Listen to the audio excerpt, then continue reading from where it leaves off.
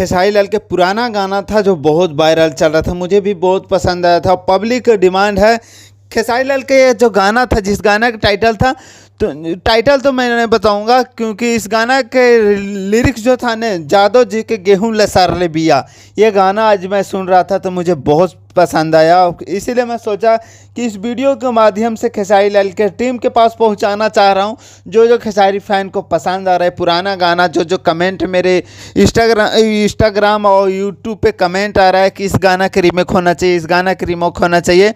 आप लोग का अगर कोई गाना पसंद है तो डिमांड कीजिए, मैं ज़रूर टीम तक पहुंचाने की कोशिश करूंगा।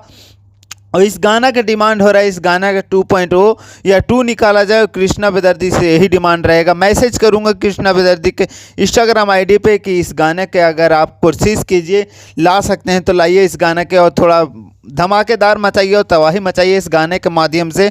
और देखते हैं कि ये गाना आ जाएगा नहीं, जादव जी के गेहूं लसार ले बिया, ये गाना अगर 2 आ जाएगा ना तो मज़ा आ जाएगा, 2.0 आ जाएगा तो मज़ा आएगा। दोस्तों ज़्यादा कुछ नहीं बोलता हूँ, लव यू, बाय।